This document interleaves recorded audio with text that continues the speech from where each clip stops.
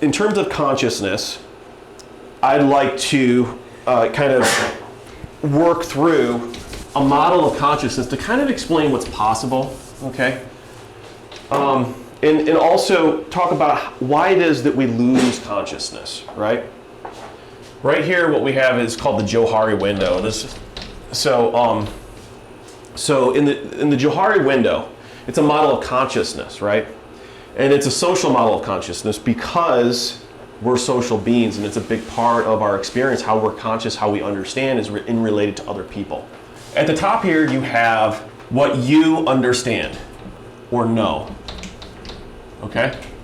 On this column, you have what other people.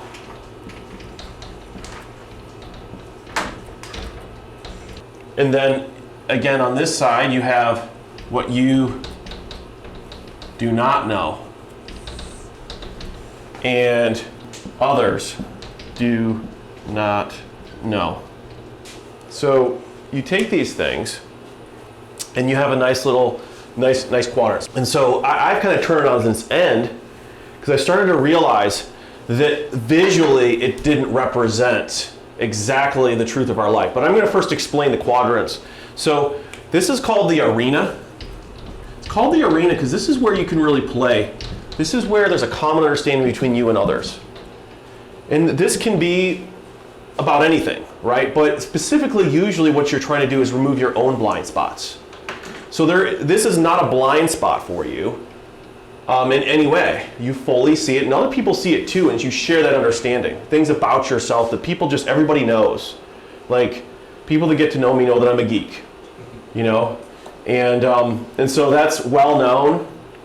I know that about myself, I accept it, and that is okay, right? I don't just accept it, I embrace it, and I understand this about myself, okay? And by the way, self-acceptance is a big part of consciousness, because what you can't accept, it's very hard to see, right? And we'll talk about that more later. So you have the arena where you play in. You have an area here where you understand it, but others do not. Some people call this the area of deception, or you know it, but no one else does. And so this is a way, when you're thinking about life, you can look at this and you're trying to understand more, right? You can actually put things in these different quadrants and say, well, I don't know. I don't know. I know this, but nobody else does. Now, here's a section where you do not know it, but others do. And so this is more of a self-deception. It's hidden from you, okay? This is a huge, big opportunity right here. You know, this is your Christmas present, okay? Because someone else knows what's in that present, but you don't. Of course, it could be just a grab bag full of creepy crawlies like you see in these shows where you have to endure nasty things. But at the end of the day, other people know about it, you do not. This is your blind spot. This is one of your blind spots, and it's the biggest opportunity for you to grow. So what are you doing now, right? Some of this information you may have not known, some you may know, right? That you're going to learn today. But at the end of the day, there is information communicated by someone. Some of it you don't know, some of you don't. And the opportunity is that you're opening up something that you might not have known or thought about fully before.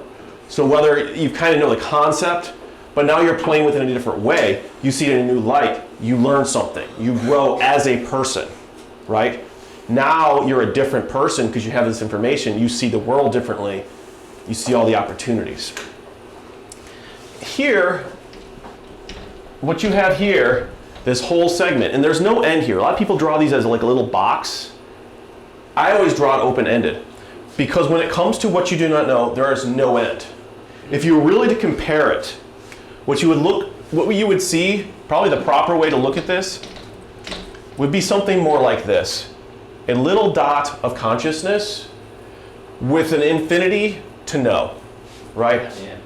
So because you're literally if you think of time and space, I don't know if the camera can see this, but if you think of time and space as a continuum, in every moment of time, you're experiencing 3 dimensions. So like here I am, I can go this way, up and down. I can see all this, I'm in space, right? But every moment that goes, space is in a different format because it's changing. You know, people are moving around in space, objects are moving in space, and so every moment it's a little different, right? The atoms themselves totally recreate themselves. You know, they're all spinning. It's basically like all we are is nothingness almost in terms of the matter of our bodies. So it's all changing, it's all transforming. We're transforming through time. And so here we are in this little point. And as far as we know, there's no end to the universe. And we're right here. Every second between the, whatever, like 400,000 rods and cones in your eyes, I don't know, I can't remember. There's like huge amounts of rods and cones. Every single rod and cone is collecting a little bit of light and sending information to your brain. Every nerve in your body, you have nerves, they're called proprioceptors on the outside of your skin, so you can feel the outside world. Then you have nerves inside your body, so you can feel inside and also process ideas by your own feelings. And so you have all these thousands and thousands of nerves every second, giving hundreds of thousands of signals every second, okay? You have taste buds that are functioning even when you're not eating. You have smell functioning even when you don't notice. You have information coming through all 5 of your senses, and you're probably processing 3 trillion bits of information every single second. 3 trillion bits of information every single second, and you never knew that. Why? Because you have blind spots, okay? So you don't see all that information. You can't consciously process it. So like, I'm aware, I'm awake, I'm seeing everything, you know, I can feel my toes in my shoe, all that stuff. But I wasn't until I noticed that. Like I didn't feel my toes in the shoes until I said it, and then I noticed what my toes, right? But it was still being processed. And so when we're talking about being more conscious, you have to start to explore what is consciousness. Let me ask everybody here, does anybody want to give it, when are you not conscious? What are some examples of when you're not conscious? Sleeping? That would be an example of pretty much not conscious, yeah. Another example? When you're focusing on something else, like highly focused. Yeah. So to some extent, those are 2 really positive examples of not being conscious, right? Like you kind of, like focus is important at times, and sleeping is also very important, right? So like we need consciousness. We need to be non-conscious, right? So there's actually an actual benefit for losing consciousness, right? Mm-hmm. What are some negative examples of like being non-conscious? Phil? Being knocked out. Knocked out? Yeah. Unconscious. Yeah, that's not a positive. You know, I mean, you can make a case for the fact that your body, you know, makes you unconscious so that you can heal or escape or something like that. There might be some, quotes, evolutionary purpose there. But any other ideas for why we might like negative or positive examples of lack of consciousness? It's got to be positive to some degree, right? Because if you had to focus on all those bits of information, obviously that's overwhelming. So to some degree, it's fortunate that we're not conscious of every single receptor picking up a sense of. Most people agree that they would kind of go crazy if they were conscious of everything. Yeah. There are definitely, like, they talk about certain drugs which they make you feel like in all sorts of different states, and some of them actually, what they do is they remove your limiters in terms of what you sense with your 5 senses, and people experience a number of different things, but one of them is it's a little overwhelming, and that's one of the concepts that I think we'll try to get to, is the idea that we're always going to have a limited amount what we can focus on, and it's very hard to know, like, to tune into certain things, to be aware of. And so in terms of what you're aware of, you're being aware of your state. It tends to be your emotions, your body the sensations in your body, emotional and intuitive, that also drive your awareness of everything else. And one of the big things is like, oftentimes it's exactly opposite of what we need to do, what we think we need to do, that we need to do in order to then change so that we can do what we really wanted to do. So oftentimes people, the drug mentality, by the way, or the addictive mentality is, I'm going to do something to feel something. It's extremely cause and effect. If I do this, I will feel this. The problem is that rarely works, because you have a part of your body regulating you, basically just saying, you know what, if this doesn't have any reason for you feeling this way that's kind of like relational, you don't get to feel this way. So whatever this was you were doing that was making you feel this way, that's not really reasonable or contextual for the moment, we're just going to turn off your ability to feel this way. And so like drugs, pornography, random sexual encounters, your sensitivity, your ability to feel certain things, they go to almost zero. Like whatever used to feel good before now just feels like you're doing something very mundane and not very fun.